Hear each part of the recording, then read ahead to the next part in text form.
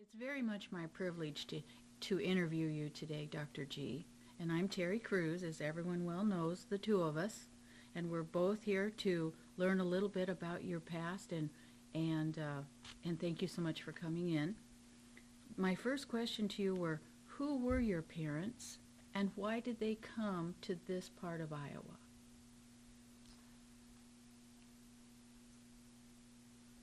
The G's are, in history, English people.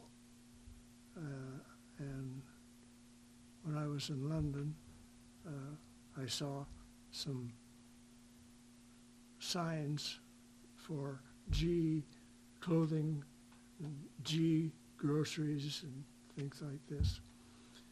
And those people graduated, came to this country, and a lot of them landed, got off the ship in Virginia. And if you go to Virginia, the state of Virginia today, you find a lot of G's in the telephone directory. They even have a club that you can join, and the whole ball of wax if you want to. I realized I wouldn't be able to be a very good member because of my Army work at that time would not be productive for them. But my ancestors worked their way up over the mountains into those counties, finally Illinois. They were in Illinois quite a while, waiting for the rest of the company and the country to get a little better settled, because we were coming into the West and there were lots of places where there weren't any people. The next hop was down near Springfield, and that was Abraham Lincoln country. But they kept coming west and west, sort of following the people that had carts.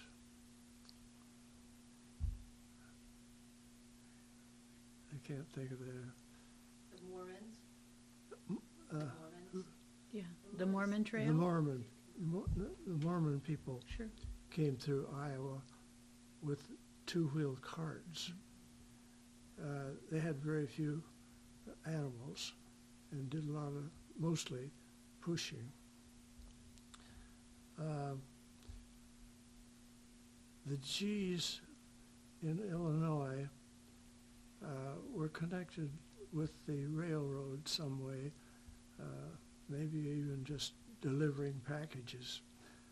But anyway, they found out through these natives that the southwestern Iowa was very fertile ground, and if they wanted to raise wheat, corn, oats, hay, they would do well to go to southwest Iowa.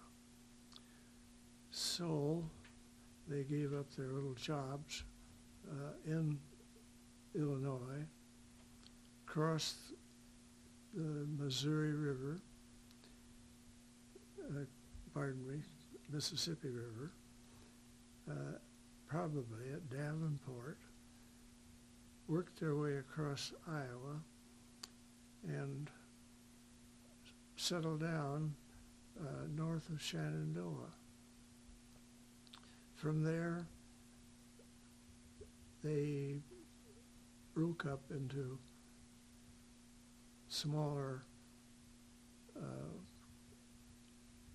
but every once in a while you'd find a place where there were two of them together. Sure. One farm would be here and another farm here. Or it would be nearby, or if they were going to put in a bridge or some other object like that that would help everybody, they would get together and form a big, as big as they could, and build this barn or silo or plow the ground, whatever was needed. Most of it was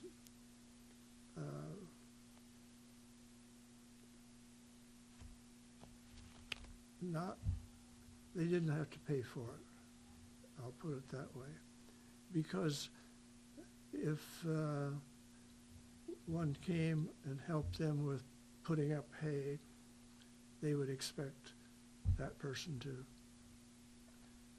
reciprocate. Mm-hmm. Everybody got along real well.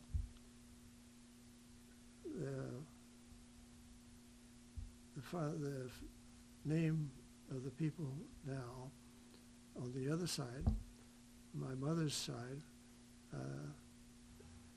they followed along the same route, as far as I can tell. And from a mile and a half north of Shenandoah, they branched out. One woman even went to central Nebraska. One of the men went to Brownville, Nebraska, and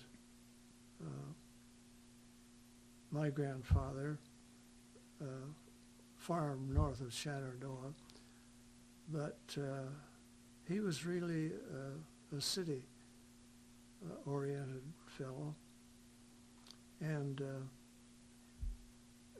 that was Higginbotham, James Higginbotham and Melissa, and they moved to Shenandoah, and it was down on about 12 or 14 Sheridan Avenue,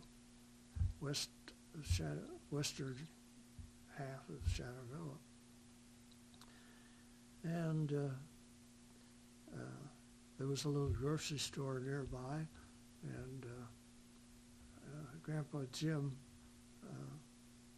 was hired as clerk because his property was just a half a block away, and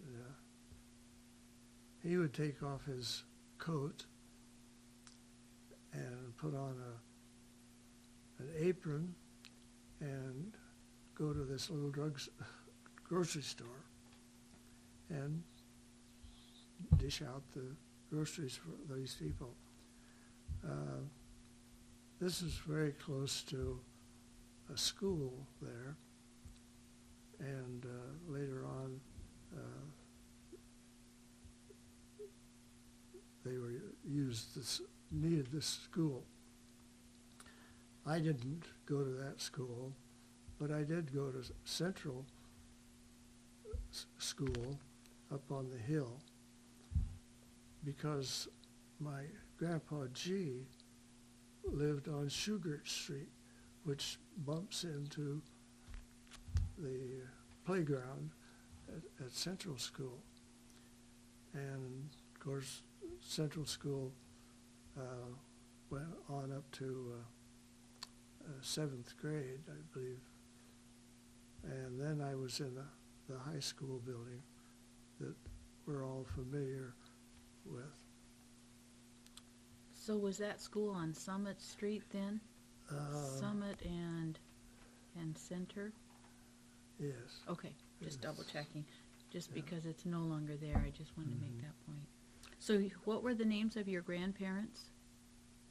Those in the western part of town were Higginbothams. Right?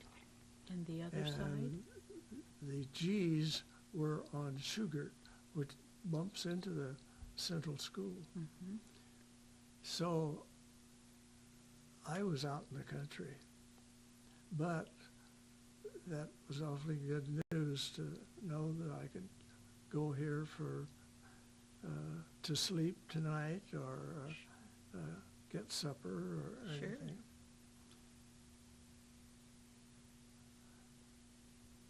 How did you get to school each day then? Did you, Well, so from you the stayed at home at nights, right? Or did you stay with the G's, the grandparents? yes, when I got older and pretty good horseback rider, I would ride the horse into Shenandoah. Down where the post office is today was a business that would take in your horse, give him lunch, and have him all ready to go when your school was out. Then you'd get on the horse, and I could go either way in an hour, which wasn't bad. You see, that was an average of 5 miles an hour, and I could do that pretty easily. So did you do that when the weather was good and then stay in town when the weather was bad? Well, rain was the worst. Yeah. And snow is sort of a nuisance because it melts and stays on you and your clothes, and pretty soon you get wet and cold. So this is all mostly fresh weather. But I liked riding horses. And I'm sure you enjoyed school too. I enjoyed school. I should have gone to school, to that country school that has now been brought into the Shenandoah grounds there. That was in our territory, and I should have gone. But this arrangement of the two sets of grandparents was just too good to be true. Sure. And I would stay with one Mm-hmm. for a while, and they'd get tired of me. And pass you off to the other? Yeah, Yes. send me up. So you told us a wonderful story about how you were born. What was your mother's name and what was your father's name? My dad was Arthur Ingo G. Now, Ingo was an architect that worked on the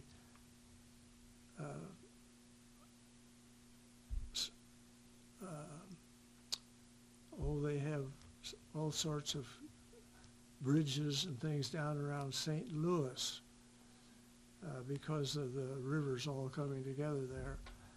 And Ingo, so my mother found out, had been an architect on that project. And somehow it got hooked up to Arthur Mm-hmm. because we didn't have any other Arthurs that I know, but it was Arthur Ingo G. My mother was Lulu Ruth Higginbotham. Good long name like Yes, that. yes. And I don't know exactly where that comes from, but she had sort of red hair, and she could have passed for an Irish woman pretty easily. Wonderful wavy brown hair, but just enough redness to be classified in that category. And my hair turned out to be sort of red too, and it wasn't real red, but a few of my friends would call me red, and I didn't care. Sure, sure. And that's the way I should have gone to a school in Fremont County, but I had such a good setup in Shenandoah, and I suppose people admitted to themselves that country schools were all right, but maybe city schools were a little better. So if you could get transportation, it would be worth your while to have a situation like that. And when cars began to get common, a lot of the students did drive not good cars, Sure. but old cars. And To town. So, was this horse you rode to school, was he your favorite horse, and do you remember his name? my favorite horse was my father's Horse. mare. Yes. A beautiful horse. She knew everything there was to know. Did you ever get to ride her? Oh, yes, Good. Yeah. Good. especially in bad weather. Oh, you got to take the good horse in bad weather. Yeah. Save the ornery little Pony. I don't bony know. for something else. There you go. Do you remember any special toys you played with as a youngster? Well, I had an automobile where you'd press pedals this way, and in the backyard, I removed sticks and things all around a circle, and I had seen and heard about you race around a track. So, well, this is my track. And Do you remember any special birthday parties or any special birthday presents that you received?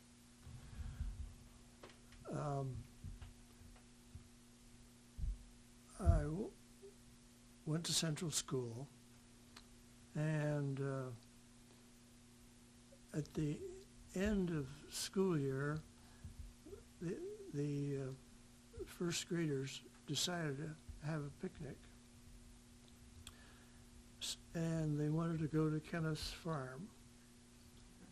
And believe it or not, the mothers made the pumpkin pies and other things. They came out to the farm. It was only just a little over 5 miles, and some of them lived in Iowa, near the school out there. But I remember that the kids just went crazy, and big mounds of hay out in the yard. They just couldn't get enough climbing around. And of course the pumpkin pie had a lot to do with that Sure, too. sure. And Typically, did your mom make your birthday special? yes, Did she ever bake cakes, or do you recall any other celebrations? well, Christmas was very special. And was it because of the food and the gifts? Yes. Or did that and- play a part of it, I should have and said. We were a lovable family. Did your mom make any special desserts or any special foods you remember? She was one of the busiest women I'll ever know. Beginning with what does the state call theirs? The women, the farm women, got a lot of help from Ames. Sure. Oh, the Iowa State Extension? Yes. Sure. Women would come down from Ames and they would talk about antiques, or they'd talk about clothing. They'd talk about the new aluminum coming in. Is it poisonous or is it good? Sure. And things like that. That branch of Iowa State has a name too, but it just, belonged to the Fremont County Farm Bureau women. yes, Was it there you go. I've seen yeah. things. Farm Bureau was in there someplace, and So if she wasn't cooking, she was learning about new subjects. yes. Yes. And just back to Christmas, just because it's one of my favorite subjects. Yes. Do you recall a special food or a special gift that you were ever given at Christmas time? We always picked a little tree, maybe 3 feet, 4 feet tall, and we would put this tree on a stool by a west window, so that when you turned into our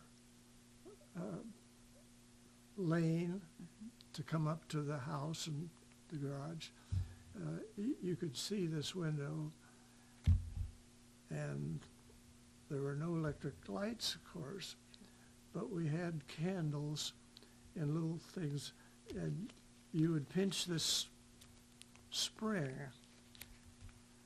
and that would be a holder for a candle. And there would be maybe 15 or 20 of those in a tree 3, 4 feet tall. But we watched it very closely Sure. that we didn't want a fire to break out. I'll bet that was just beautiful. It was, and if we had gone someplace after supper and was coming home, sometimes there'd be 1 or 2 lights burning, or my uncle or somebody was there and the whole thing was looking at us out the window.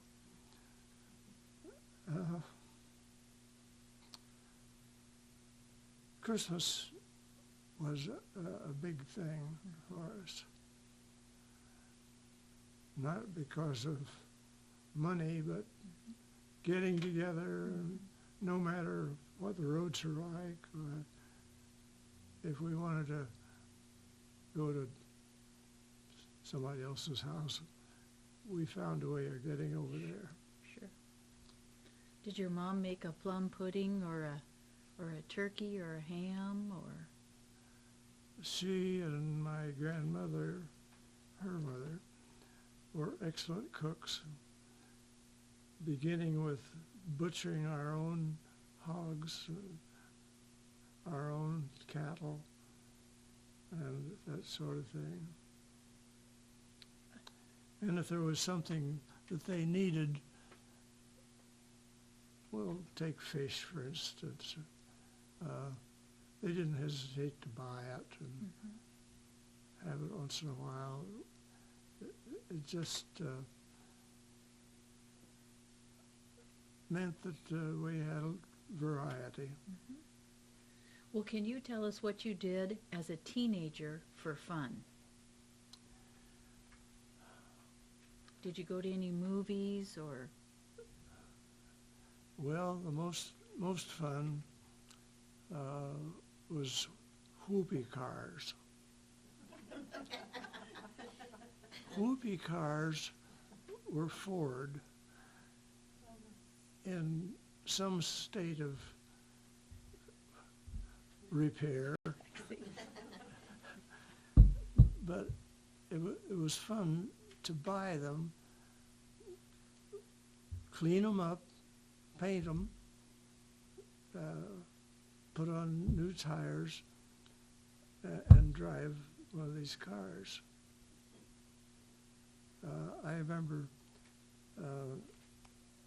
there was a Sunday school convention, I guess you'd call it, in Sioux City. Well, three guys and myself drove this car in the dead of winter to Sioux City to go to this school, and it was just maybe 2 nights, and then we drove back to Shenandoah. How fast would they go? What was the fastest they, 35 miles an hour? 35. That was a long trip. There were some secrets around, and there was a way of getting more air and more gasoline through the carburetor if you knew how, and then you could pass anybody. Did you have to get a driver's license? No. Do you know how old you were when you did that?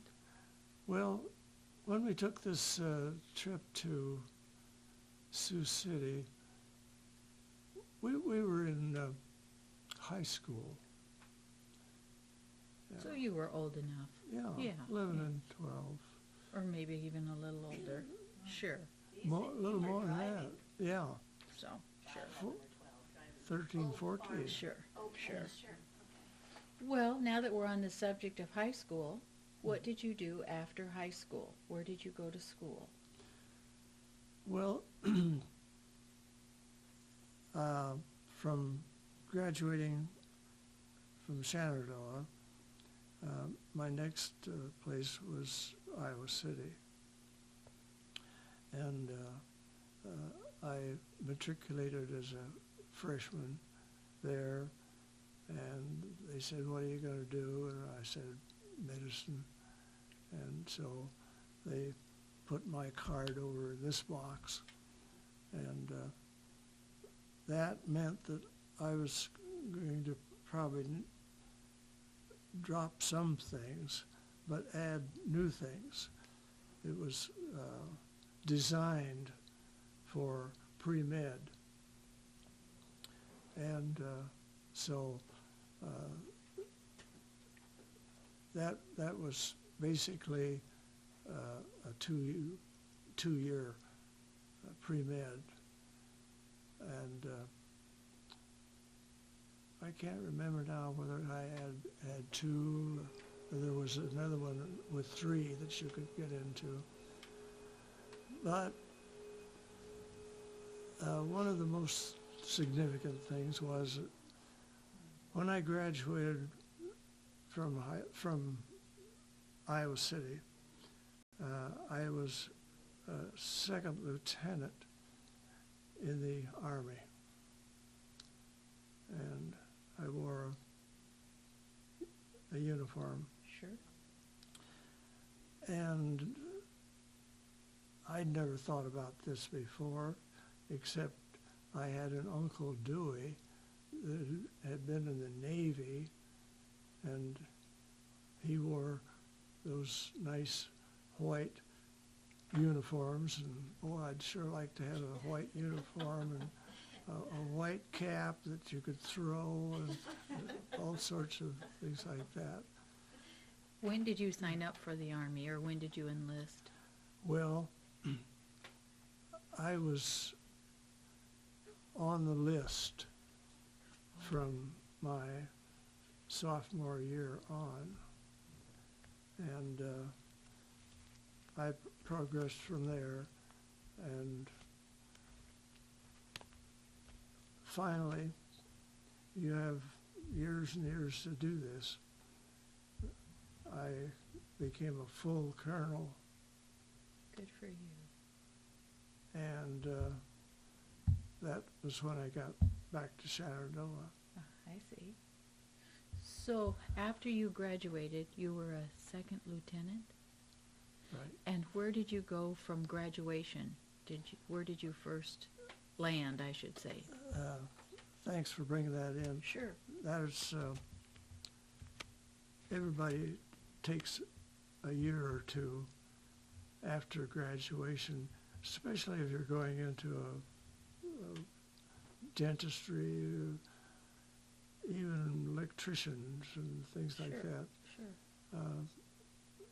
2 years is the normal. And I went from Iowa City to a hospital in Kansas, and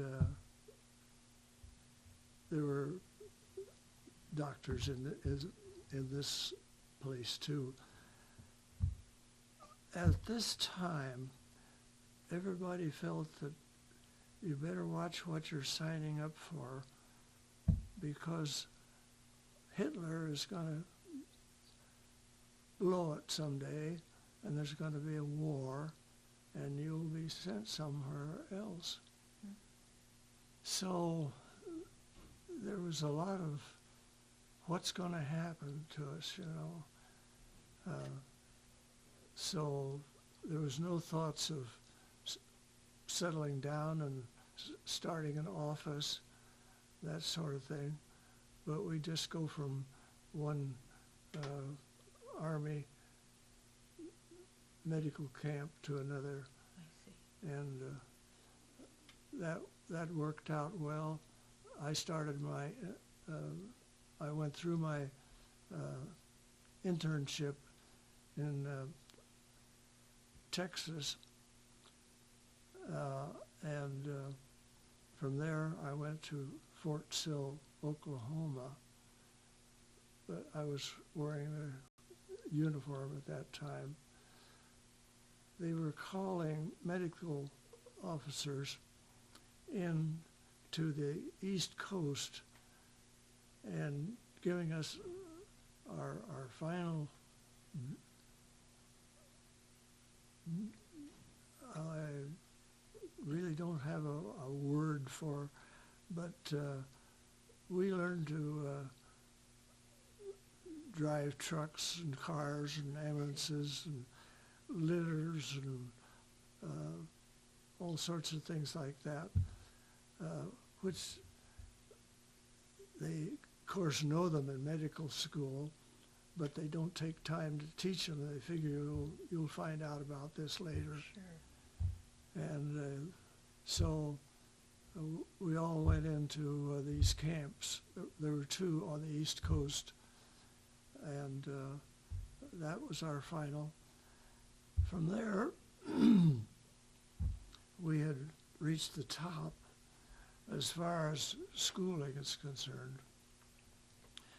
And my next stop was Camp Grant, Illinois, which was in, what's the town in Illinois? Rockford, Illinois.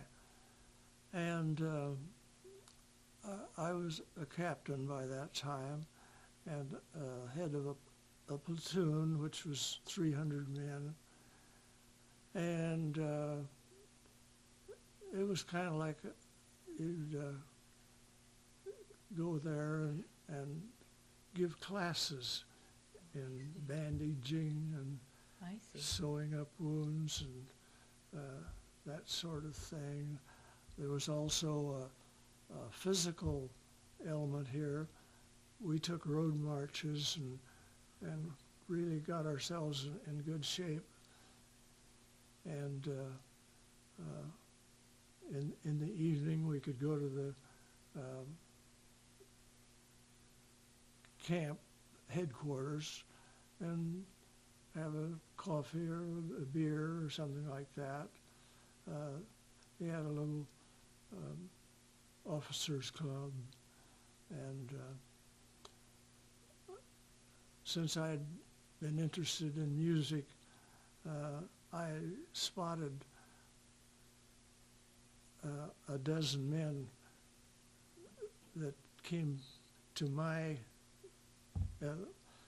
from Chicago, and I had the slickest jazz orchestra you ever heard. Good for you. And we would go over to and play at the officers club. So were you basically preparing for the European or Pacific front? We didn't know, but we were in good shape because we had to take the road marches, and they have difficult courses on the ground that are about a quarter of a mile, and you climb and you jump and you do this and you do that. You get a lot of exercise. Sure you did. Those obstacle courses are difficult, aren't they? That's Yes. the name. I couldn't make an obstacle course. So were you ever shipped overseas? My next to last one was and some of my officers and some of my enlisted men were sent down to a place in Kansas. And then we began to build our hospital. And we had to have so many MDs, so many dentists, so many psychiatrists, so many enlisted men, privates and what's the second grade? Oh, I'm sorry. Privates, Anyway. lieutenants, sergeants. Well, that's Oh. listen then. Anyway, we knew that we were getting close to the edge, and sure enough, one morning the general called. I guess there was 5 or 6 of us down to his office, and he told us in secrecy, we're going to the West Coast, and that means the Orient. And in due time, we did get the number of doctors we needed, the number of dentists we needed, the number of nurses we need, surgeons. We had pharmacists. The nurses, there were 100 of them, and they were broken down into the specialties that we know today. And that crew, you see, was all ready to go. So we went down to the harbor there in San Francisco, and here was a white liner, and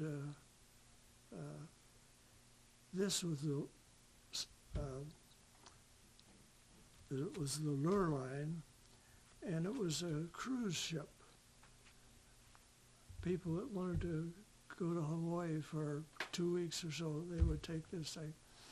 But they converted this passenger ship, and it was a big one, to where it would hold 5,000 of us GIs. And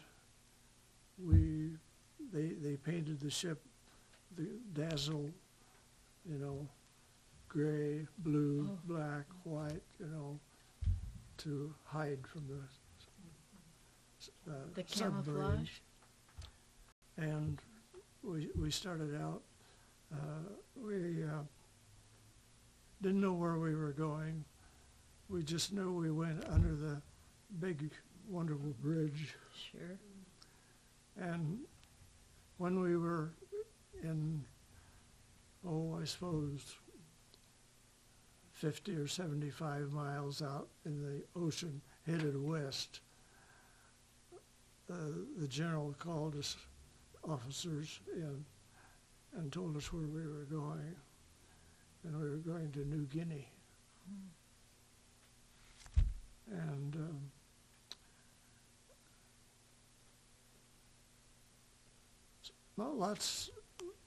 I'd say most of the ships that hauled people had other ships, little ships going along with them for protection. But they told us that our ship, the lure line, was so fast that we wouldn't need it. I see. And we didn't. And the way they did it was zigzag, like this, you know. Sure. And if there's any boat out there lining up a blast for us, they'd get all ready, and then we'd be someplace else. Sure. So we zigged and zagged and finally got down to the lower tip of New Guinea. And there was a little harbor tucked back in the hills about 20 miles, but it was deep enough water that they could get this big liner back in there. Mhm. Well, as time would have it, we did get in this little thing. It came into a round body of water, maybe 2 miles in diameter. And they pulled up to this dock as close as they could get. And the nurses went down a ladder and got in a truck that would float. And I believe there were, about 20 women. And my colonel says, gee, you better go with them.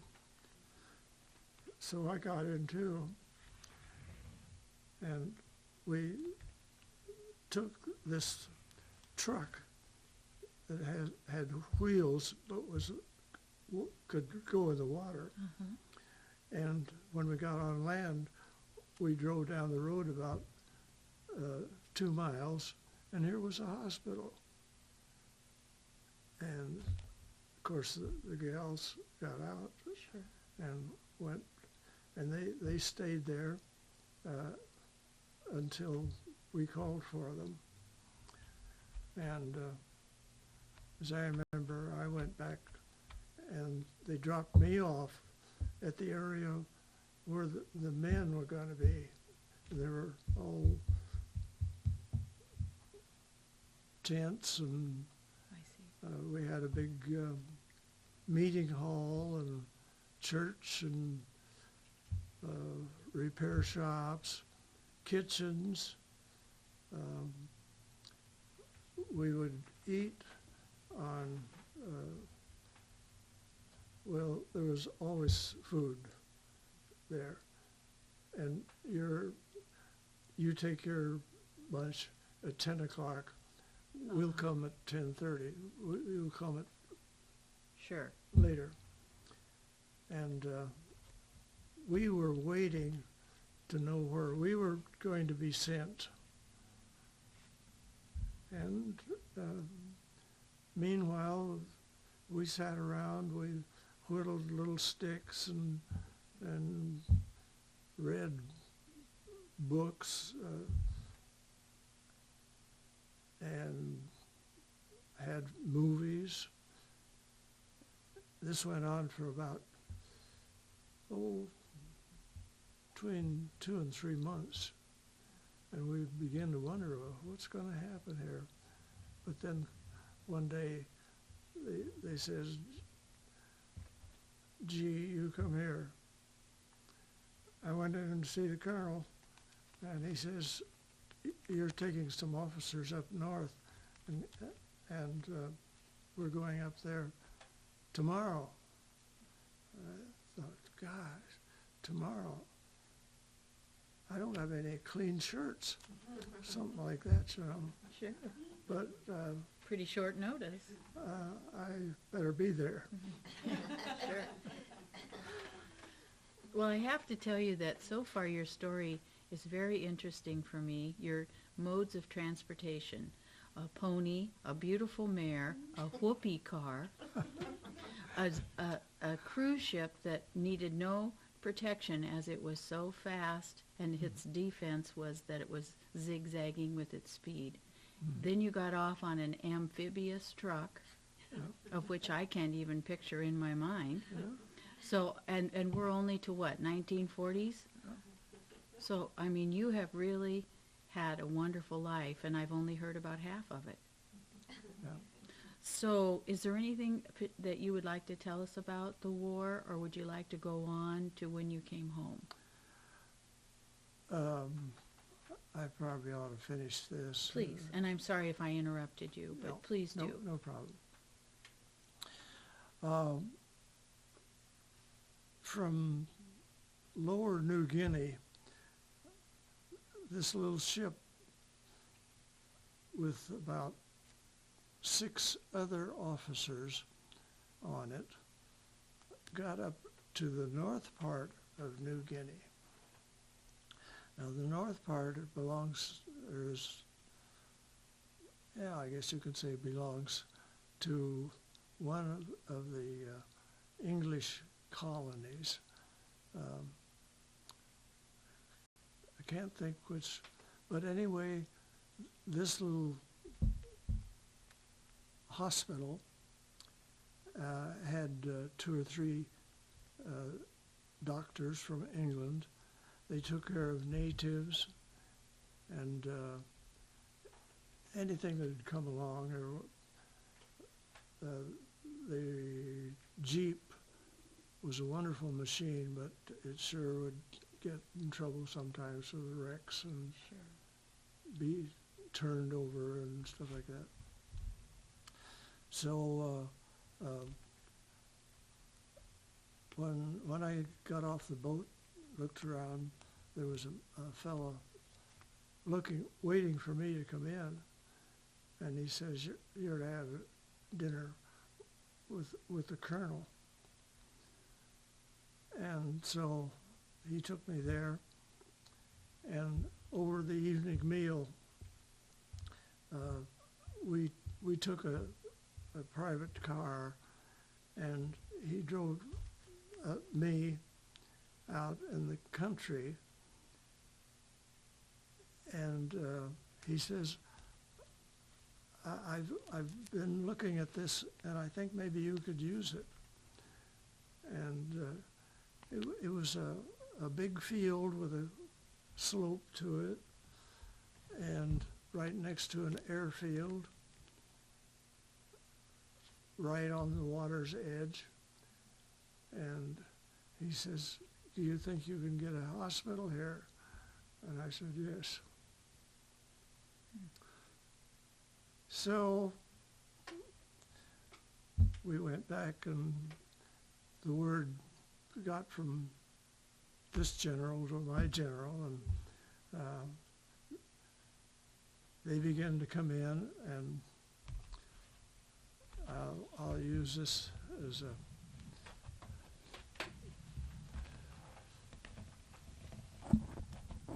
Oh, I see. This is the hill. This is not a big hill, it's just sloped nicely. When it rains, it would drain off. This is where the tents were, running like this. And then down at the bottom was a nice flat place, and we had a huge amphitheater for plays and movies, orchestras. You have no idea how much Hollywood came through there. You know, Did Glenn Miller come through? Yeah, and over here was a, well, I called it a pig pen. They had about 150 Japanese they had captured hiding out in the hills, and they slapped them in there. It was an awful mess in there. They hadn't had any clothing changed for a long time. It was horrible. But the good thing was we had an amphitheater, and we had Bob Hope. We had, you name it, we had Wow. Hollywood 100%. Wow. Well, we weren't the only people. They came from far and wide to our amphitheater. Sure. And the Red Crosses go through with ice cream cones and all that sort of thing. Hmm. And then how many people up here in your hospital could you serve? We did serve 3,000 people. A few of them were natives. Sure. Accidents, animal attacks. We had obstetrics, native obstetrics.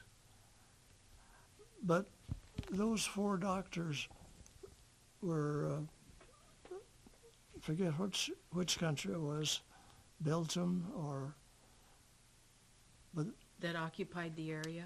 yeah. We had our officers there too. The nurses were over here in a compound, I guess you'd call it. There was a fence around there. They didn't want any Japs crawling in under cover of darkness. And down here was a gymnasium that served a good purpose. Everybody's kind of cranky, wish I wasn't sick or wish I hadn't broken an arm or something. And so we put in a boxing, what would be Arena or ring? well, it's the square thing, you know. Boxing ring, I think Boxing what they ring, call it. that's the Yeah. word. And basketball, all those things. Oh, We sent 2 men down to Australia to get athletic equipment. They came home with several carloads of stuff. And so everybody had a football or everybody had a sure. baseball bat or something. Did that help with their aggression or their mental status? Sure, sure. Did you deliver any babies while you were here? No, I was a little bit in another department. I see. But we did have obstetrician. One woman got pregnant, and it was 3,000 beds, and that covers a lot of territory.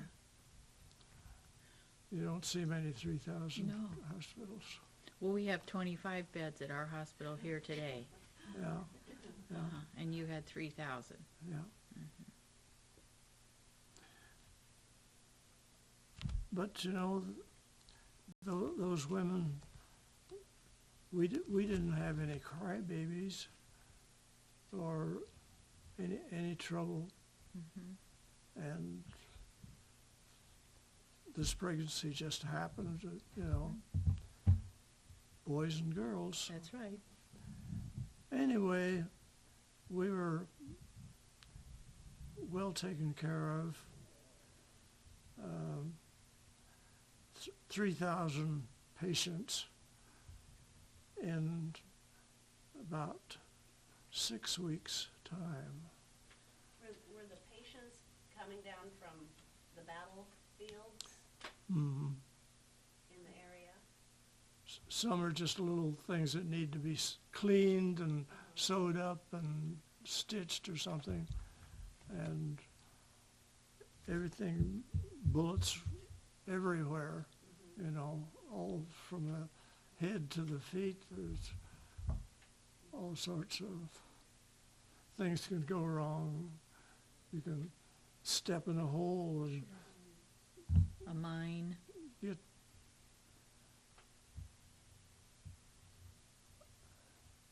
Dr. G, did that prepare you for your medical career afterwards? I mean, after you'd seen and done all of that, the problems here probably seemed like you could handle them, or? well, I suppose so. And I'll get to a little part later on. As I said, we had 3,000 beds and we used all of them. But finally, things began to get better. We didn't have so many patients. And in about 6 weeks or so, we had shrunk back down to just a normal, everyday stuff. But we knew then that the war was coming to a close. And I got off the ship in Tokyo and was taken to a hospital in the middle of a citizens' park, which had been built by Americans after there was a terrible earthquake in Tokyo. And this hospital where we were sent, we weren't working doctors then. We were just people waiting for a ship to go home. But we learned a lot about Japan and the people and that sort of thing. And then one day we got an official letter, G, report to so-and-so, you're going home.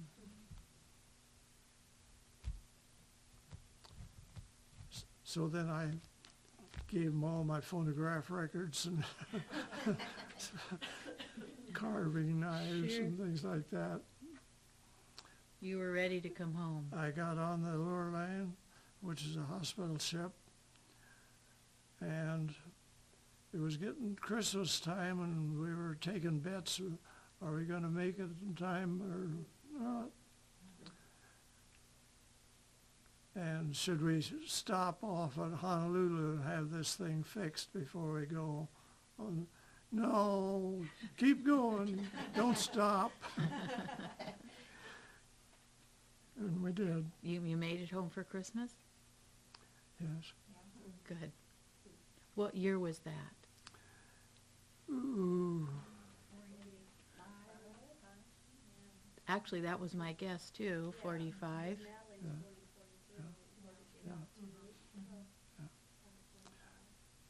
Jean was there, her brother was there, Dad's car was there. What else did we need? There you go. So, but they took real good care of us, and in the way of afterwards, let your salary run on while you take this postgraduate course. And I took a couple. Jean and I were living with her folks at that time, and I would jump on the interurban and go over to the university, and I took a course in internal medicine. sort of a renewal, you know, and new things had happened and while I was gone. And And what was the name of the college? that was through the big hospital in the south part of town. Do you know which one it was? Yeah, in Pasadena. Yeah. It was a big general hospital. I see. in And the renewal course was offered there. That's see. right. And there was this lecture course too that we all wanted to take because we hadn't seen a medical magazine or a thing for years. Sure. Yeah. What decided you to come back to Shenandoah? Why didn't you set up practice there in Well, we looked at this too, and I don't know if there's any. We could have gone in with Gene's uncle, been his assistant or something. But we came back to Shenandoah and looked around, and there wasn't anything built that was really the part of town you wanted to be in, or how big or small. So I don't know how long. My dad came up with the idea that we could build a house out at the south edge of Shenandoah if we wanted to wait an extra, I don't know how many weeks it would take. And it was where the hospital and those houses stopped, and the country club was out here, this field. Sure. Now it's filled with houses in that circle. Mm-hmm. Don't you live over there? I do. Well, we didn't want to take it away from you. Thank you. Thank you. But my dad knew about a good house out in the country, a one-story house out in the country that was only 2 or 3 years old. And he had all these men around him. And they just picked that thing up and came to Shenandoah. And they had the foundation made and Sure. everything. Put this little house down here and then made a double house, 2-story house out of it. And that's where we are. That's a wonderful story of how your house was built. Yes. And meanwhile, I was able to get started downtown. They used that heavy ball the other day to knock down my first office. Oh, yeah. We watched it. Yeah, we watched the first office go down. That was on 2nd floor, and Dr. Henstorf was down here. His office was taken away too. Was his office in the same building? Is that what you're saying, on the first floor, or was he next door? No, there's an alley between us. Okay. So that's, I did have one other bit to tell you, Please do. if we have time. We do. Well, Shenandoah has been very active through the years with their armory, you know, downtown and then out by the pool. And the trainees have a nice museum, or not a museum, but Armory? armory. And that's fine. They can drill, they can march, they can do things. But they need some medical too, supplied by the military. And to give you an example, whenever they come home from Minnesota, about 5 or 6 of them have poison ivy real bad, and they need some attention. So the Army also requires that you have so many shots to immunize you for this, that, and something else. Okay, who's going to do it? We don't have a doctor. So, being an officer,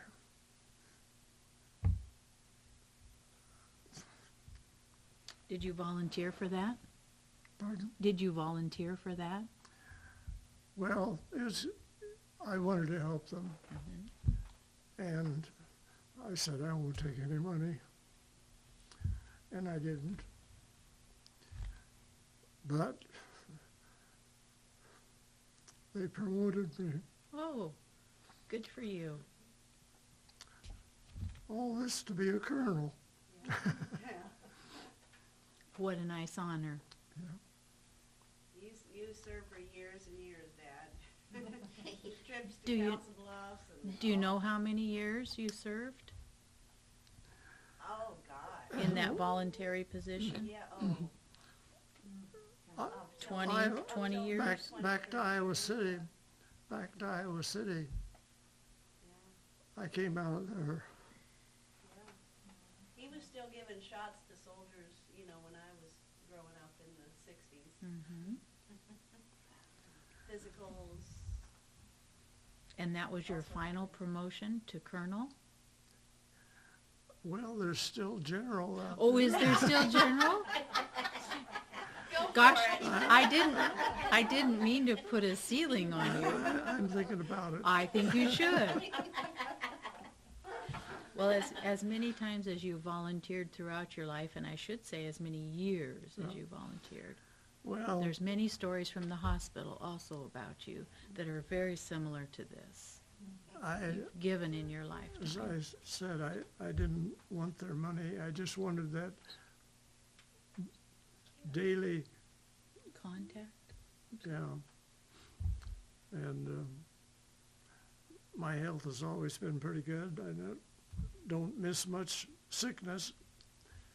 So, Well, you've been exposed to everything, that's been for sure. exposed. That's for sure. That's it. Yeah. Well, if you've told us most of what you were thinking of, I was gonna go back to the Depression years. Oh, Would that be all right? Yeah. Do you remember the weather in the 30s? The heat in 36 and the snows of 36?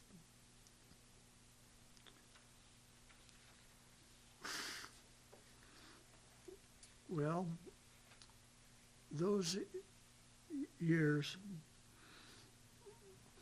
I was helping out the road mix construction company. That was my Uncle Elmer and my dad Arthur and my uncle, another uncle, Dewey. And I guess I was pretty good at driving trucks and squirting oil and making new streets out of old streets. And I did that one fall that you're talking about. because they needed me, and there was not enough men on the job to get done before bad weather sets in. Sure. So we took a chance on that, and I stayed out of school and worked for the company. And went to Tarkio College. When I got through with the road company, these things all paid me money, probably more than I was worth. But I thought I put it to good use to keep going to school. Mm-hmm. Tell them how you made a little money when you were going to Tarkio. Yes. Any Tarkio people here? You're free and clear. Go ahead. Yes. Oh, well, bless all the people down there. They said they needed help. And I did help the old fellow that was in chemistry. He needed help, and I was a student, and I was helping him, which was kind of strange, but it was for the good cause. Sure. He was an interesting man, but he was old and a little bit behind, and I'd be explaining something on the blackboard to the students, and he would kind of work his way over to the window and stand there and listen and chew tobacco and spit out the window. Well, that's a kind of funny story, but you know, everybody learned, and I certainly did. And About that they didn't have a planetarium yeah, in Tarkio. I'm a great guy to find money in strange places. And one of them is that there is no planetarium. You don't have that word? I don't know what that is. What do they call Dry cleaners. dry cleaners? Yeah. Oh. Tarkio is too small. And when I was in Iowa City, one of the guys, one of my brothers, was taking in suits to be cleaned, and he'd bring them back, and he'd get maybe 50 or 75 cents. Sure. Most of it went to the cleaning establishment. Well, come to find out, Tarkio didn't have a cleaners. Sure. I suppose there were women or somebody could run a washing machine, but the girls wanted their formals cleaned and pressed and so forth.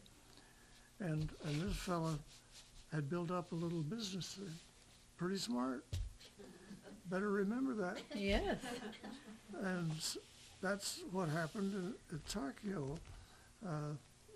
They had these little parties, films, and a dance once in a while, not too often. And they'd want to dress up. So I said, well, I can take that to the cleaners for you. You know, The Will cleaners you? back in Shenandoah. yeah. The cleaner back in Shenandoah. I said, well, okay, it might cost you a little something. Well, that's all right, we just want to use it. So I would bring this dress or this pair of pants or suit or something back. And see, there were 6 of us, and we took turns driving.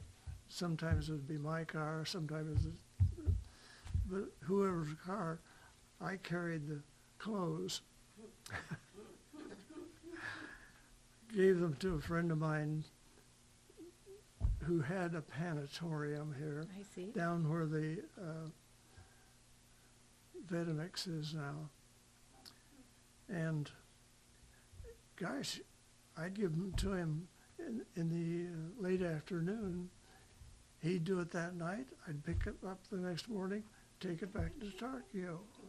That was a service. Well, it was money too. Yes. And since I wasn't working for the road oiling company, why, I need something for some income. I guess my folks had money, but I didn't want to bother. You earned your own. Good for you. Yeah. Well, you told us about working for the road company, but did you remember the heat of 36?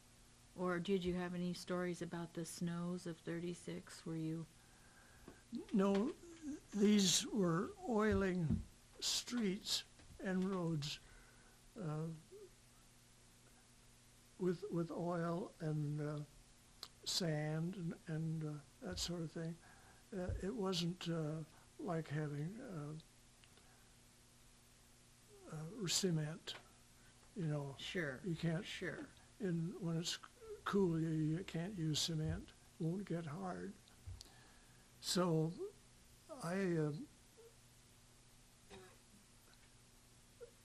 by that time, the road construction had slowed down and stopped for the winter. There's a limit to how cold it can be for that, to squirt the oil out on the road in just the right amount. Some of the people we've interviewed have had stories that, you know, the snow was up to the rooftops in their houses, or they just remember the heat in the summer that they'd had fans. And I didn't know if there were any family stories coming from your family. Didn't you told me one time you were driving to town in a big snow like that, and the car went over one way and you righted it and went over the other way. It was a little light roadster. It didn't weigh hardly as much as a washing machine. And you get a bump, you might be turned over. Did it have the engine of a washing machine also? Well, I'm curious to know if you remember when Roosevelt was inaugurated.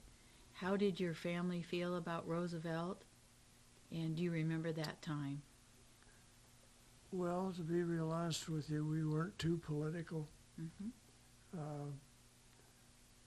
Washington had their troubles and victories, but we were too busy earning a living to get too involved.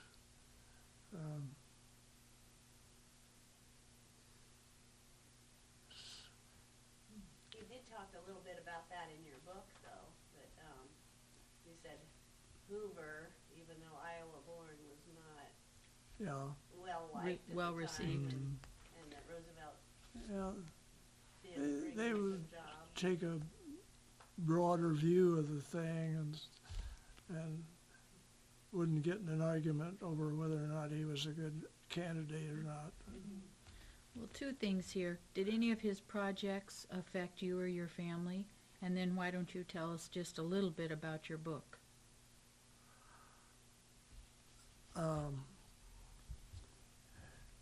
Well, I'll finish up Tar Heel. Oh, okay.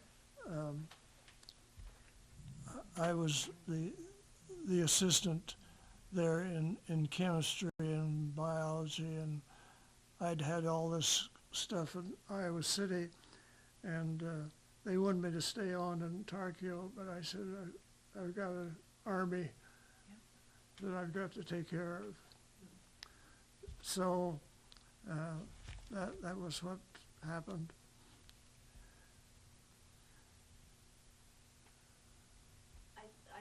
like the road company, it wasn't the people hiring the road company were municipalities and the state.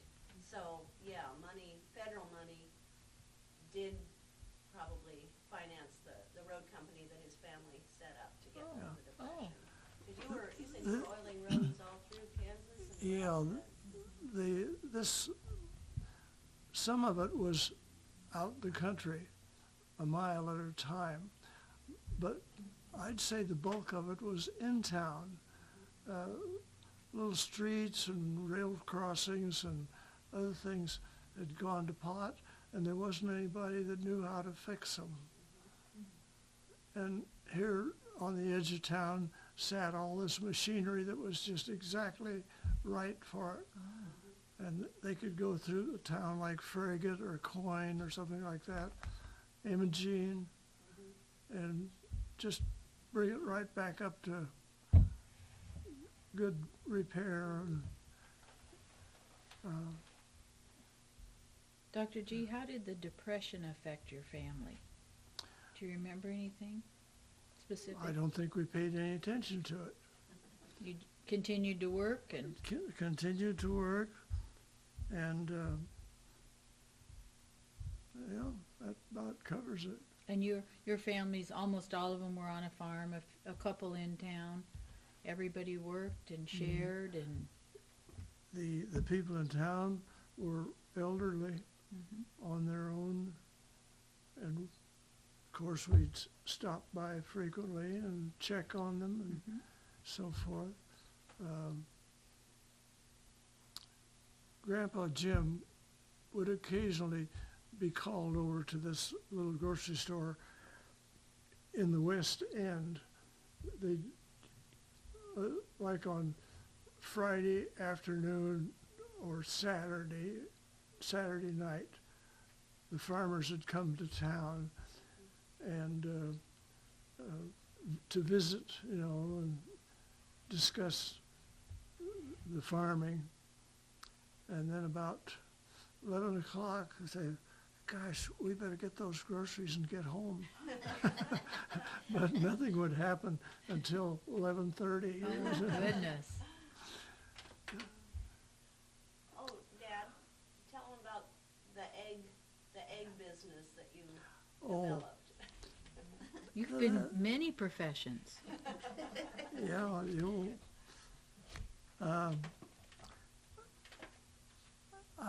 I liked being in a fraternity. And I was in a social fraternity, and that was just, freshman, sophomore. And then I was in a professional medical fraternity, and that took up where the liberal arts left off. You have so much of this, and then you go into this. Well, for some reason or another, maybe because I was a farmer's son, I would hang out down at the kitchen and visit with the cook. And I'll just call her Mrs. Jones because I've forgotten her name, but she used to rant and rave, and I loved to hear it. Says, oh, these eggs, I can't use them. I can't. How can they bring them in here? So I thought, well, let's have a shot here. And her name, believe it or not, was Mrs. Jones.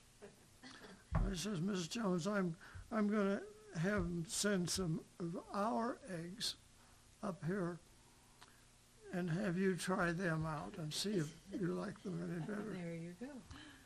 And so I'm just doing this, not knowing how it's going to end or kick me out of school or throw me out of the fraternity. But anyway, here in a few days, I'd say a week or less, here came a box, a wooden box with cardboard dividers, and it was 30 dozen eggs from our farm. Wow. Mother had probably picked that up in about 2 nights. She had usually about 200 hens at all times. And so this big wooden box came and was delivered, and Mrs. Jones had the janitor open it up, and she went through fraternity, and they did eat a lot of eggs, and 2 to 4 would be about normal for them. And the students hardly knew that things had changed. But Mrs. Jones, my gosh, I didn't think she was ever going to stop saying about these wonderful, wonderful, wonderful eggs.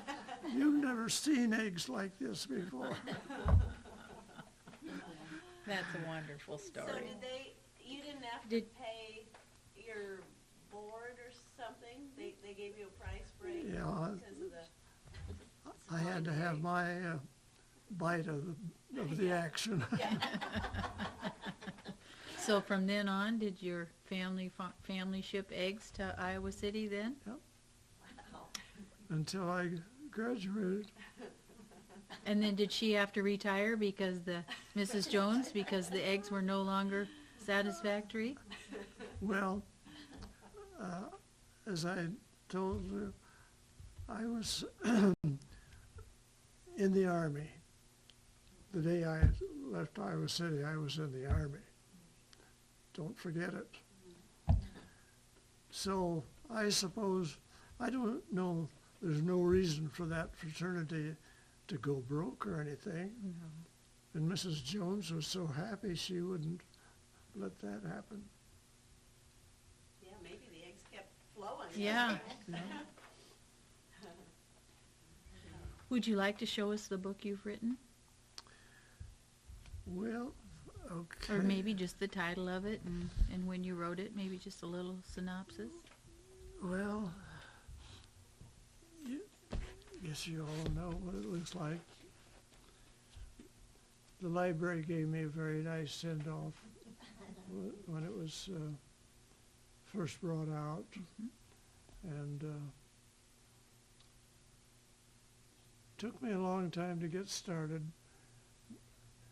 It was so different from anything I'd ever done before. I always thought I was pretty clever to change this and learn to play that instrument and stuff like that, you know, or overhaul an engine,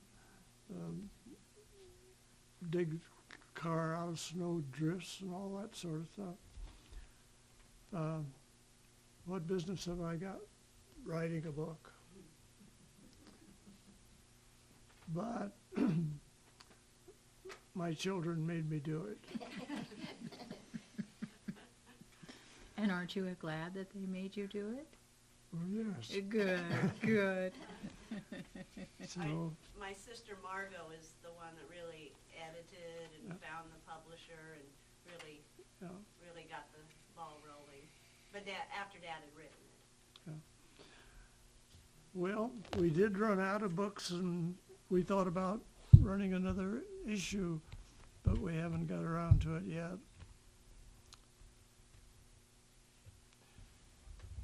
His daughter Margot was, well, all of the kids wanted something to remember. Mm-hmm. No. Well, I'm sure they're very proud of you. And many, many people have read your book.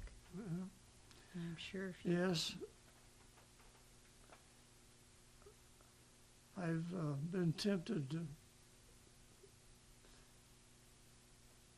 either write more or have this reprinted.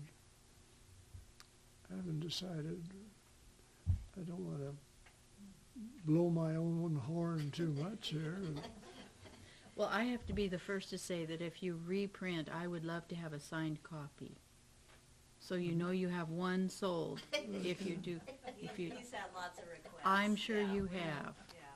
The Dr. G fan club is probably all wanting a copy. So, are there any other questions we have from anyone here?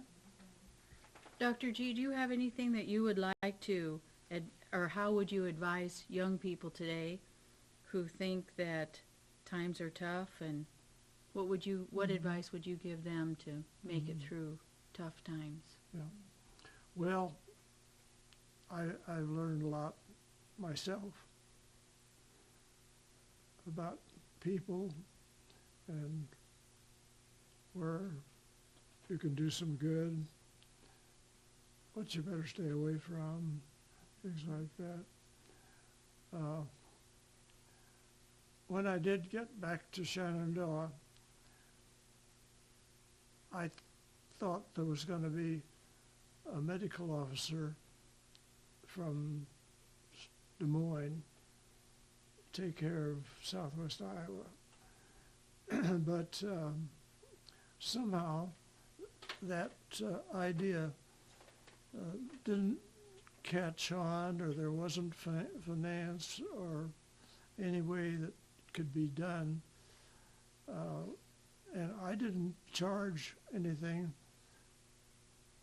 for my services, even though I was giving them penicillin and, well, whatever they needed, because they were always getting sick.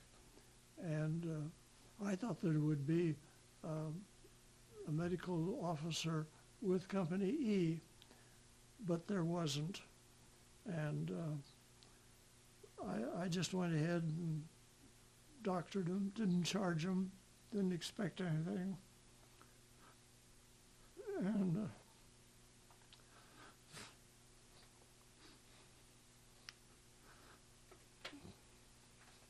Sorry.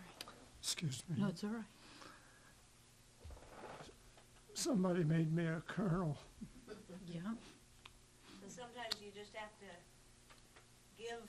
give something without thinking about what you're going to get in return. Yeah. Yeah.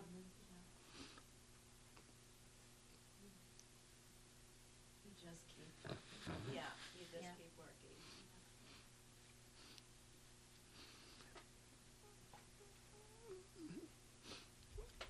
Catch your breath. So many of those things meet on Sunday morning. And what I did was get out my Thunderbird,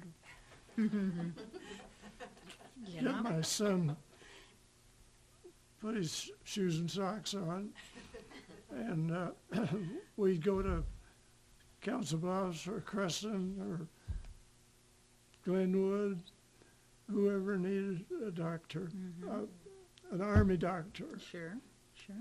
And you might say, what was there in it for Christopher? Yeah.